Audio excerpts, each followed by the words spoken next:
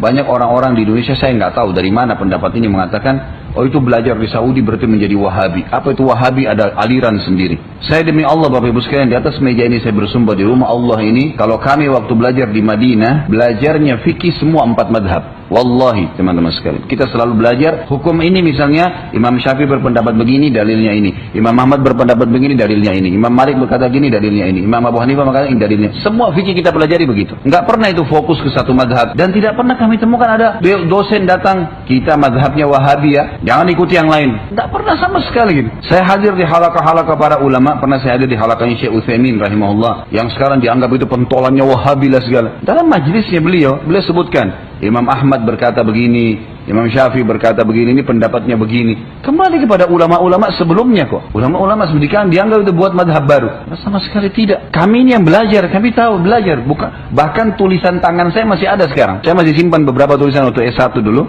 yang saya tulis beberapa penyampaian dosen-dosen di kelas. Dan tidak pernah mereka mengatakan, nanti kalian ikut ini ya. Enggak. Ini dalilnya masing-masing, silahkan ikuti.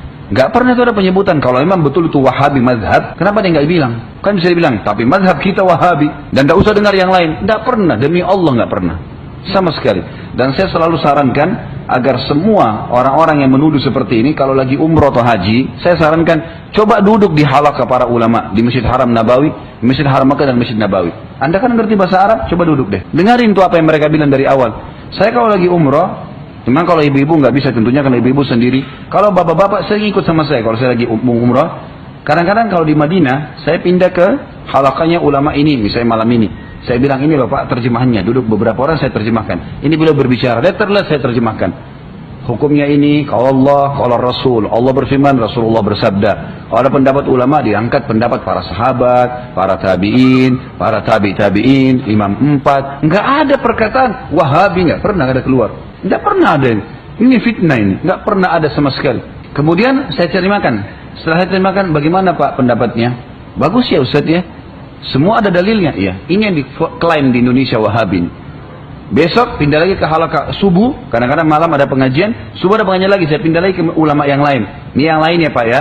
Ini dia ceramah tentang ini, tentang ini. Pasti tidak mungkin orang bisa sembunyikan kalau memang dia punya madhab tertentu. Dia bicara kan, pasti dia sampaikan, gitu kan. Ini loh, saya terjemahkan 1 jam, 1 jam seperempat, sudah selesai. Ini dan mereka bilang, bagaimana Pak pendapatnya? Iya, semua ada dalilnya. Ini yang diklaim Wahabi di Indonesia. Besok malam pindah lagi halaqah ulama sana. Segitu juga. Di Mekah juga kadang-kadang gitu. Cuma di Mekah agak padat. Karena kegiatannya kita padat dengan pengajian, maka saya tidak bisa terlalu fokus di situ. Apalagi kadang-kadang banyak jemaah yang fokus dengan tawaf dan seterusnya. Di Madinah agak senggang. Maka kita lakukan di Madinah. Tapi saya sarankan teman-temannya coba. Sebelum memvonis orang, menyalahkan orang, coba hadir, dengarin. Kalau emang ada sesuatu yang salah, tanyain. Kan ngerti bahasa Arab kan? Tanya. Mereka terbuka. Habis pengajian selalu buka pertanyaan. Angkat tangan. Syekh, saya mau tanya begini. Coba tanya. Dan selama ini pernah temukan nggak ada sholat yang beda dengan Masjid Haram Makkah dan Madinah? Ini Bapak Ibu yang pernah haji dan umrah. Ada sholatnya beda? Yang anehnya, orang-orang yang mengklaim itu Saudi itu Wahabi segala macam, gitu kan? Mereka beli kasetnya Sudes, pasang. Sudes itu imamnya. Itu imam Wahabi itu. Kenapa didengar tilawahnya? Syekh Shuraim, ulama-ulama banyak masjid. Lah ini yang diklaim. Jadi klaim bukan pada tempatnya teman-teman. Tidak ada buktinya. Saya 7 tahun belajar, nggak pernah saya dengar satu kali pun tidak pernah ada perkataan ini pendapat Wahabi atau ini pendapat kita. Muhammad bin Abdul Wahhab rahimahullah, yang mereka anggap itu penisbatannya ke sana. Bukunya kebanyakan tentang masalah akidah, melarang orang minta-minta di kuburan, melarang orang berbuat kemusyrikan, hal yang positif gitu. Nggak ada sesuatu yang memang diklaim ini sebuah madhab. Allahu a'lam. Dan saya temukan ini memang statement sering dikembang-kembangkan oleh orang Syiah agar memang disorotin ahli sunnah, apalagi orang yang kembali kepada ilmu syari yang benar, ini diklaim dengan penisbatan yang seperti ini.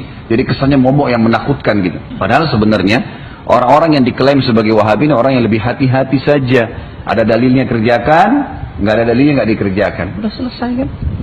Sampai saya sekarang divonis ini had bersama ini Wahabi, udah terserah deh. Mau bilang Wahabi nggak apa-apa deh. Tapi silakan ikuti pengajian saya dan saya terbuka. Ada yang salah? Ingatkan. Selalu kita sampaikan Allah berfirman, Rasulullah bersabda. Apanya yang mau dikatakan salah ini? Kalau ada salah silakan. Saya insya Allah terbuka untuk menyampaikan kan.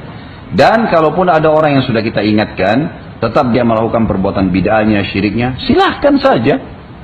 Lakukan, silakan. Yang penting kita sudah ingatkan kan gitu.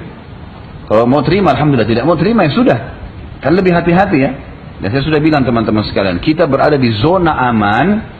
Ini meja kita bagi dua. Ini zona aman, ini zona tidak aman. Zona aman adalah kalau dalam ibadah yang ada dalilnya saja. Itu aman itu. Aman karena kita kerjakan pasti sudah ada panduannya kan, diterima. Kalau zona tidak aman, yang tidak ada perintahnya, ataupun bahkan yang dilarang kalau dilanggar. Kalau tidak ada perintahnya, bisa diterima, bisa enggak. Kan itu. Kita kerja di perusahaan, perusahaannya kita kerjakan satu pekerjaan yang tidak diinstruksikan. Bisa perusahaan setuju, bisa enggak. Untuk apa kita masuk ke zona coba-coba nih? Nah, seperti itu saja. Jadi supaya lebih aman, muslimin kerjakan ini, karena ada dalilnya. Ini dalilnya jangan dikerjakan. Tetap tidak mau ya silahkan, bebas-bebas saja gitu kan. Tapi jangan salahkan kita karena ngingatin umat supaya hati-hati kan gitu. Hanya itu saja. Jadi menurut saya Allah alam ini klaim fatal sekali, ini fitnah ini, nggak benar ini semuanya. Gitu. Dan bisa dilihat sholatnya bagaimana di Masjid Haram, Masjid Nabawi, bagaimana pengorbanan kerajaan Saudi juga dengan kedua masjid ini, bagaimana pengawasannya, pengurusannya.